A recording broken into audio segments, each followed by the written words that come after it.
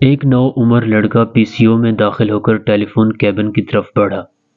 اس نے ریسیور کان سے لگایا، نمبر ڈائل کیا اور چند لمحوں بعد نہایت ہی شائستہ انداز میں کسی سے مخاطب ہوا۔ اس کی گفتگو کا انداز اتنا نرالا تھا کہ پی سی او کے مالک سے رہا نہ گیا اور وہ اس لڑکے کی گفتگو بڑے انہماک سے سننے لگا۔ لڑکا کسی عورت سے مخاطب تھا اور اس سے کہہ رہا تھا، میڈم آپ مجھے اپنے باغیچے کی صفائی ستھرائی اور دیکھ بھال کے لیے ملازم رکھ لیجئے پلیز۔ جبکہ عورت کا جواب تھا کہ فی الحال تو اس کے پاس اس کام کے لیے ایک ملازم ہے۔ لڑکے نے اصرار کرتے ہوئے اس عورت سے کہا کہ میڈم میں آپ کا کام آپ کے موجودہ ملازم سے آدھی اجرت پر کرنے کے لیے تیار ہوں۔ اس عورت نے جواب دیا کہ وہ اپنے ملازم سے بالکل راضی ہے اور کسی قیمت پر بھی اسے تبدیل نہیں کرنا چاہتی۔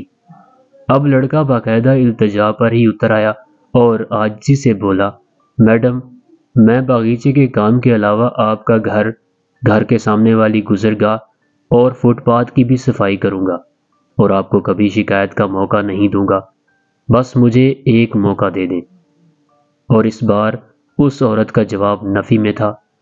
لڑکے کے چہرے پر ایک مسکراہٹ آئی اور اس نے فون بند کر دیا۔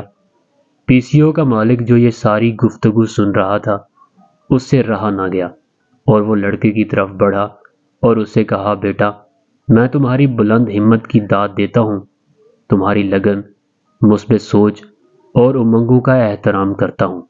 میں چاہتا ہوں کہ تم میری اس دکان پر کام کرو۔ لڑکے نے اس کی طرف مسکرا کر دیکھا اور کہا، انکل آپ کی پیشکش کا بہت شکریہ مگر مجھے کام نہیں چاہیے۔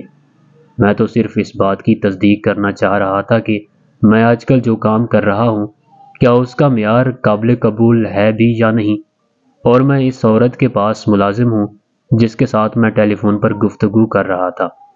یہ سن کر پی سی او کے مالک نے لڑکے کو گلے سے لگایا اور اس کی ایمانداری اور خود احتسابی کی داد دی۔